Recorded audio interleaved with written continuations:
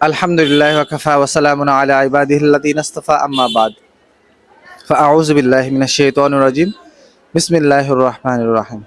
সুপ্রিয় ইউটিউবের বন্ধুরা, আশা করি আল্লাহর অশেষ মেহেরবানিতে আপনারা সকলে ভালো আছেন। আলহামদুলিল্লাহ, আমিও ভালো আছি। প্রতিদিনের ন্যায় আজকে একটা ভিডিও নিয়ে আপনাদের সম্মুখে অনেক গুরুত্বপূর্ণ একটি ভিডিও। আজকের ভিডিওতে যে বিষয় নিয়ে কথা বলবো সেই বিষয়টি হচ্ছে দুই পরিবারকে রাজি করানোর জন্য একটা পরীক্ষিত তাবিজ। যেমন ভালোবাসার মানুষকে রাজি করিয়ে, তার ফ্যামিলি রাজি করিয়ে এবং নিজের ফ্যামিলি রাজি করিয়ে দুজনে বিয়ে করা।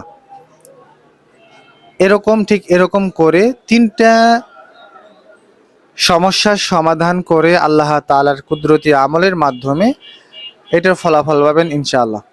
তো প্রিয় ভাই এবং বোনেরা, যারা নতুন আসছেন আমার ভিডিও দেখতেছেন, অবশ্যই চ্যানেলটি সাবস্ক্রাইব করে রাখবেন যদি আপনার কাছে ভালো লাগে। আর যদি ভালো না লাগে তাহলে অবশ্যই শেষ পর্যন্ত দেখবেন এবং দেখতে থাকবেন, আস্তে আস্তে করে ভালো লাগবে অবশ্যই।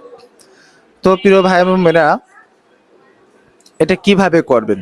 তো এটা হচ্ছে এমন একটা জিনিস, আর এটাকে রাজি খুশি করার জন্য অবশ্যই আপনার হালাল পন্থা বেছে নিতে হবে। যেমন যদি সম্পর্ক ওই ছেলের সাথে করে থাকেন কিছুদিনের জন্য বা হয়ে থাকে আপনার জীবনের সম্পর্ক, তাহলে আপনি তাকে হালালভাবে পাওয়ার জন্য, ওই হারামকে হালাল করার জন্য, অতি দ্রুত করে তাকে বিবাহ করার জন্য আল্লাহ তাআলার কাছে অশেষ রহমত ভাবে আল্লাহ তাআলার কাছে দোয়া করতে হবে 5 ওয়াক্ত নামাজ শেষে, এবং চাইতে হবে আল্লাহ তাআলার কাছে। এর পাশাপাশি আমি একটা ছোট্ট একটা আয়াত দিছি, ডিসক্রিপশন বক্সে দিয়ে রাখবো এবং আপনাদের ডিসপ্লেতেও দিয়ে রাখছি। দেখেন, ডিসপ্লেতে যে আয়াতটা দিয়েছে এবং ডিসক্রিপশনে যে আয়াতটা দেওয়া আছে, এই আয়াতটা আপনি 121 বার পাঠ করে বাজার থেকে ফুল কিনে আনবেন। ফুল কিনে এনে তারপরে কি করবেন, ওই ফুলে যদি আপনার ভালোবাসার মানুষ আপনার সাথে দেখা করতে আসে, সেই ক্ষেত্রে আপনি ওই ফুলে 121 বার পরে ফু দিয়ে এরপর ওই ফুল আপনার ভালোবাসার মানুষকে দিবেন এবং সে শুকবে। শুকার সাথে সাথেই সে আপনার জন্য পাগল হবে। এরপর যদি আপনার ভালোবাসার মানুষ দূরে থাকে এবং আপনার কাছে নাই, সেই ক্ষেত্রে আপনি এই দোয়াটা 121 বার পরে ওই ফুলে ফু দিয়ে ওই ফুলটা আপনার নদীতে অথবা পুকুরে ফেলে দিতে হবে। যত তাড়াতাড়ি ওই ফুলটা পচন ধরবে, তত তাড়াতাড়ি আপনার ভালোবাসার মানুষ আপনার দিকে ছুটে আসতে বাধ্য হবে।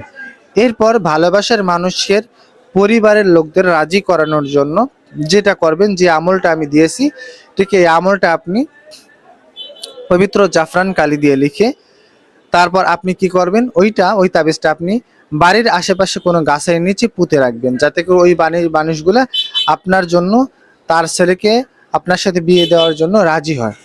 এরপর আপনার পরিবারকে রাজি করাবেন কিভাবে, এই দোয়াটা আপনি 121 বার পরে চিনি অথবা পানিতে ফু দিয়ে তাদেরকে আপনি একটানা 7 দিন খাওয়াবেন।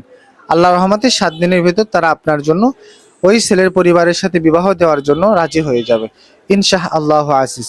তবে এই সমস্ত কাজ হালালভাবে করার জন্য, হালালভাবে করলে পর আপনি অবশ্যই ফলাফল পাবেন। আর আপনার উদ্দেশ্য যদি খারাপ হয়ে থাকে তাহলে কখনোই আপনার এই আমলে কখনোই কাজ হবে না। যেহেতু আল্লাহ তাআলা বলছেন পবিত্র কোরআনে, যে পবিত্র কোরআন হচ্ছে আমাদের সমস্ত কাজের জন্য, সমস্ত রোগ ব্যারাম ইত্যাদি সমস্ত কাজের জন্য শিফা। তাই জন্য আমাদের এই পবিত্র কোরআন অনুযায়ী যদি আমরা কাজ করি তাহলে অবশ্যই আমরা স্বাবলম্বী হব, আমরা ফল পাবো। আর যদি আমরা কোরআনের বাহিরে কিছু করতে চাই তাহলে এটা আমাদের জন্য শিরক হবে এবং গুনাহের কাজ হবে। তো গুনাহের কাজ থেকে আমরা বিরত থাকব এবং কুফরি কালাম যে কবিরাজরা ফকিররা করে থাকে তাদের থেকে আমরা বিরত থাকব। তো প্রিয় ভাই এবং বোনেরা, তো সকলে ভালো থাকবেন। আসসালামু আলাইকুম ওয়া রাহমাতুল্লাহি ওয়া বারাকাতুহু।